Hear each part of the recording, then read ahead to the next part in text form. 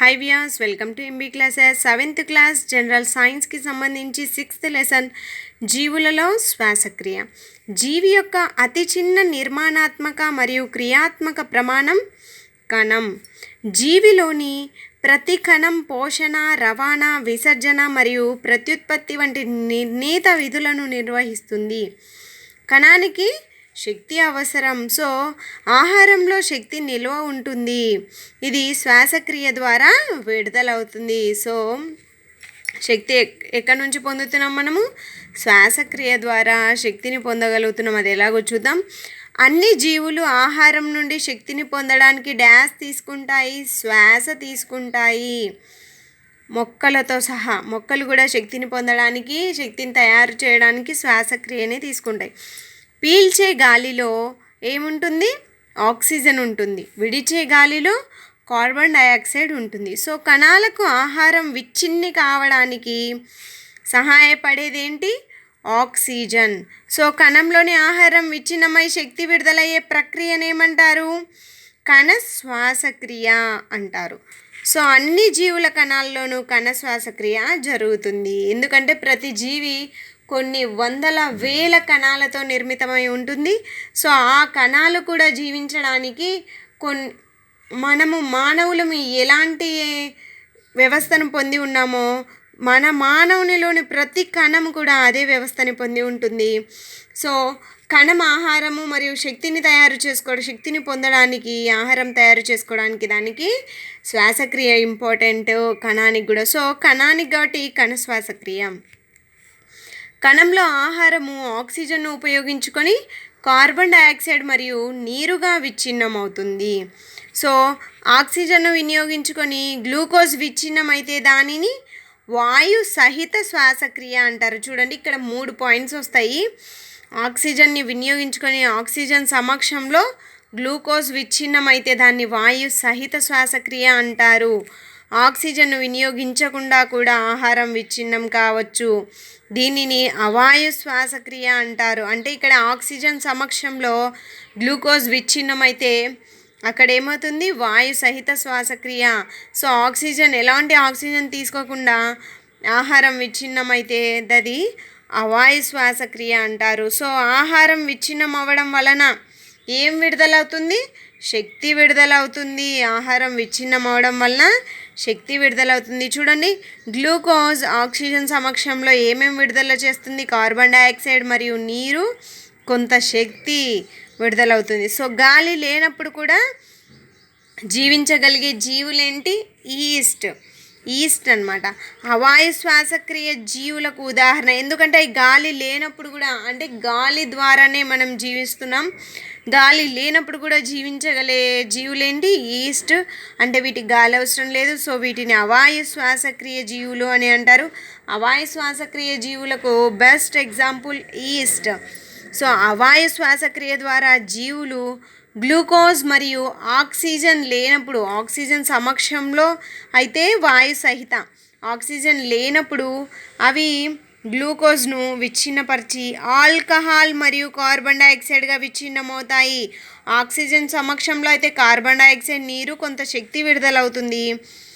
అవాయు శ్వాసక్రియలో alcohol, carbon dioxide, శక్తి విడుదలవుతుంది. అంటే నీటికి బదులు ఆల్కహాల్ రిలీజ్ అవుతుంది. సో ఆల్కహాల్, బీర్లు తయారు చేయడానికి ఈస్ట్ కణాలను ఉపయోగిస్తారని తెలుసుకుందాం.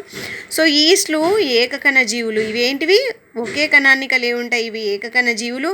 అవాయు శ్వాసక్రియ జరుపుతాయని చెప్పుకున్నాం కదా. అవాయు శ్వాసక్రియ జరిపి ఆల్కహాల్ను అందిస్తాయి. అంతే కదా, ఆల్కహాల్ను అందిస్తాయి, కొంత శక్తిని కూడా ఇస్తాయి. వైన్స్ మరియు బీర్ల తయారీలో ఉపయోగపడేటివి ఈస్ట్ జీవులు. మానవుని కండర కణాలు వాయురహితంగా శ్వాసించగలవు. ఆక్సిజన్ యొక్క తాత్కాలిక లోపం ఉన్నప్పుడు కొద్దిసేపు మాత్రమే అలా చేస్తాయి. చూడండి, కండర కణాల శ్వాసక్రియ. ఇప్పుడు మన మానవునిలో ఏదైనా రన్నింగ్ చేసి వచ్చినప్పుడు, ఎక్సర్సైజ్ చేసినప్పుడు శ్వాసక్రియ రేటు అనేది పెరుగుతుంది కదా.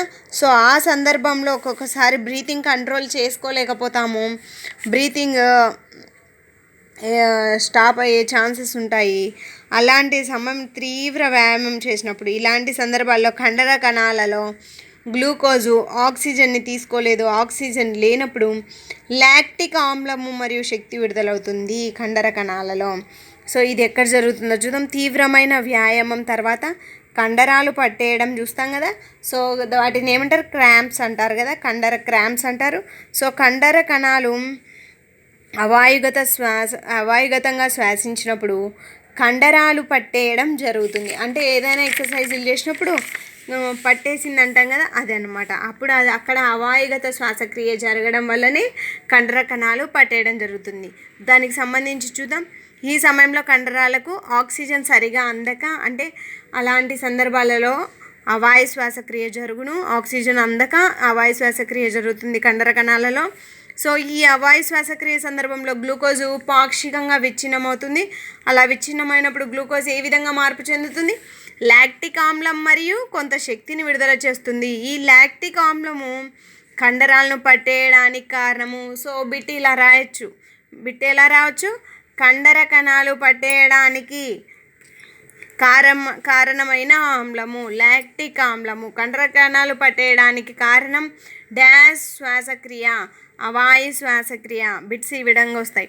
కండరాలు పట్టేస్తే ఎలా ఉపశమనం పొందుతారు? కొంతమంది అమ్మో నరాలు పట్టేసినాయి, మంచి హాట్ వాటర్తో స్నానం చేయాలి ఇట్లా అనుకుంటారు కదా మసాజ్ చేస్తే. సో చూడండి, కండరాలు పట్టేస్తే వేడి నీటి స్నానం లేదా మసాజ్ చేసిన తర్వాత కండరాలు పట్టేయడం నుంచి ఉపశమనం లభిస్తుంది. సో అప్పుడు ఏమవుతుంది? హాట్ వాటర్తో స్నానం చేసినప్పుడు కానీ మసాజ్ అనేది ఎందుకు ఉపయోగపడుతుంది? రక్త ప్రసరణ వ్యవస్థని మెరుగుపరచడానికి మనం మసాజ్ చేస్తాము. సో ఈ వేడి నీటితో స్నానం చేసినప్పుడు కానీ మసాజ్ చేసినప్పుడు కానీ రక్త ప్రసరణ వ్యవస్థ మెరుగుపడి అప్పుడు రక్త ప్రసరణ బాగా జరిగిందంటే మన బాడీకి ఆక్సిజన్ రిలీజ్ అవుతుంది కదా. ఆక్సిజన్ కండర కణాలకి వచ్చి సో ఏమవుతుంది? మంచిగా ఆక్సిజన్ మెరుగుపడిందంటే మన బాడీలో ఆటోమేటిక్గా గ్లూకోజ్ అనేది శక్తిగా విచ్ఛిన్నమవుతుంది, కార్బన్ డైఆక్సైడ్ నీరుగా విచ్ఛిన్నమవుతుంది కదా, అంతే. సో అప్పుడు ఆక్సిజన్ అందిన తర్వాత లాక్టిక్ ఆమ్లం పూర్తిగా కార్బన్ డైఆక్సైడ్ నీరుగా విచ్ఛిన్నమవుతుంది. అంటే మన బాడీలో కండర కణాలు పట్టేయడానికి కారణమైన లాక్టిక్ ఆమ్లము ఈ రక్త ప్రసరణ వ్యవస్థ మెరుగుపడిన తర్వాత ఈ లాక్టిక్ ఆమ్లమే కార్బన్ డైఆక్సైడ్ నీరుగా విచ్ఛిన్నమవును. అంతే కదా. ఆక్సిజన్ సమక్షంలో ఉన్నప్పుడు కార్బన్ డైఆక్సైడ్ నీరు కొంత శక్తి, ఆక్సిజన్ లేనప్పుడైతే లాక్టిక్ ఆమ్లం కొంత శక్తి కదా. సో లాక్టిక్ ఆమ్లం ప్లేస్లో ఆక్సిజన్ వచ్చినప్పుడు కార్బన్ డైఆక్సైడ్ నీరుగా మారుతుంది. సో శ్వాసించడం అంటే ఏంటి అసలు? శ్వాస అవయవాల సహాయంతో ఆక్సిజన్ అధికంగా కలిగిన గాలిని తీసుకోవడము మరియు కార్బన్ డైఆక్సైడ్ అధికంగా ఉండే గాలిని విడుదల చేయడాన్ని శ్వాసించడం అంటారు. సో ఆక్సిజన్ కూడిన గాలిని శరీరంలోనికి తీసుకోవడాన్ని ఏమంటారు? ఉచ్ఛ్వాస. కార్బన్ డైఆక్సైడ్ అధికంగా ఉన్న గాలిని విడుదల చేయడాన్ని ఏమంటారు? నిశ్వాసము. ఒక వ్యక్తి ఒక నిమిషానికి ఎన్నిసార్లు శ్వాసిస్తాడో దానిని ఏమంటారు? శ్వాసక్రియ రేటు అంటారు. ఒక శ్వాస అంటే ఒక ఉచ్ఛ్వాస మరియు ఒక నిశ్వాసమును ఒక శ్వాస అంటారు. సో సరాసరిగా ఒక వయోజనుడైన వ్యక్తి నిమిషానికి ఎన్నిసార్లు ఊపిరి పీల్చుకుంటాడు? 15 నుంచి 18 సార్లు. తీవ్ర శారీరక శ్రమ చేసినప్పుడు కానీ నిమిషానికి శ్వాసక్రియ రేటు ఎలా ఉంటుంది? అంటే అధిక శ్వాసక్రియ అంటే శారీరక శ్రమ చేసినప్పుడు కొద్దిగా ఫాస్ట్ బ్రీతింగ్ అవుతుంది కదా. సో అలాంటప్పుడు నిమిషానికి శ్వాసక్రియ రేటు 25 సార్ల వరకు చేరును. సో శ్వాసక్రియ విధానం ఎలా జరుగుతుందంటే మానవుల్లో గాలి, నాసికారంధ్రం, నాసికాకుహరం, వాయునాళం, ఊపిరితిత్తులు అనమాట. సో గాలి ఉచ్ఛ్వాస సమయంలో నాసికారంధ్రాల నుండి నాసికాకుహరం గుండా వాయునాళం ద్వారా మన ఊపిరితిత్తులలోనికి చేరును. సో ఊపిరితిత్తులు డాష్ కుహరంలో ఉంటాయి, ఛాతీ కుహరం. ఊపిరితిత్తులు ఛాతీ కుహరంలో ఉంటాయి. ఛాతీ కుహరం రెండు వైపులా వేటిచే ఆవరించబడి ఉంటుంది? పక్కటెముకలచే ఆవరించబడి ఉంటుంది. ఛాతీ కుహరం యొక్క అడుగు భాగాన్ని ఏర్పరచున్నది ఉదర వితానం అని పిలువబడే పెద్ద కండర పొర, అంతే కదా. సో వీటి ప్రాసెస్ ఏంది? ఛాతీ కుహరము, పక్కటెముకలు, ఉదర విధానం యొక్క వాటి యొక్క చర్య ఏందో చూద్దాం. ఉచ్ఛ్వాస సమయంలో పక్కటెముకలు ఉచ్ఛ్వాస ఇక్కడ గుర్తుపెట్టుకోండి. ఉచ్ఛ్వాస సమయంలో ప్రక్కటెముకలు పైకి మరియు వెలుపలికి బయటికి అనమాట పైకి మరియు వెలుపలికి కదులుతాయి. ఉదర వితానం అప్పుడు క్రిందకు కదులును. ఈ కదలిక మన ఛాతీ కుహరాన్ని అప్పుడు పెంచుతుంది. ఇట్లా కదా పైకి వెలుపలికి వచ్చినప్పుడు ఊపిరితిత్తులు ఏమవుతాయి, పెద్దగా తెరుచుకొని ఆక్సిజన్ని తీసుకోవడం జరుగుతుంది. అంటే గాలి నిండి ఉంటుంది ఊపిరితిత్తులు అప్పుడు. సో నిశ్వాస సమయంలో ఏమవుతుంది, నిశ్వాస సమయంలో పక్కటెముకలు క్రిందకి లోపలికి కదులుతూ ఉదర వితానం పైకి కదిలి దాని పూర్వస్థితికి చేరుతుంది. అప్పుడు ఛాతీ కుహరం పరిమాణం తగ్గించి ఊపిరితిత్తుల నుండి గాలి బయటకు నెట్టివేయబడుతుంది. అప్పుడే వేస్ట్ గాలి అనేది బయటకు వెళ్ళిపోతుంది. ఏ గాలిది, కార్బన్ డైఆక్సైడ్. సో తరచూ చేసే సాంప్రదాయ శ్వాస వ్యాయామం ఏంటి, ప్రాణాయామం. ఈ ప్రాణాయామము ఎక్కువ గాలిని తీసుకునేలా ఊపిరితిత్తుల సామర్థ్యాన్ని పెంచుతుంది. ఆక్సిజన్ సరఫరా ఎక్కువ శక్తి విడుదల చేయను.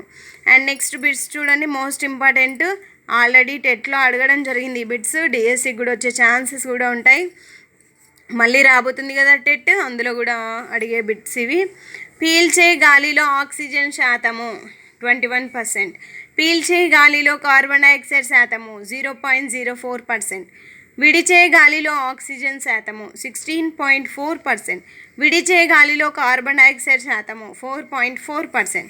సో ఇది చూడండి, మనము 5th లెసన్లో చెప్పుకున్నాం కదా, సున్నపు నీటిపై మనం విడిచే గాలి ఏంటి, కార్బన్ డైఆక్సైడ్. సున్నపు నీటిపై మనం విడిచే గాలి స్వభావము ఎలా ఉంటుంది? ప్లీజ్ కామెంట్ సెక్షన్లో కామెంట్ చేయడం మాత్రం మర్చిపోవద్దు. ఈ ఆన్సర్ని ఆల్రెడీ 5th లెసన్లో చెప్పుకున్నాము ఈ ప్రక్రియ.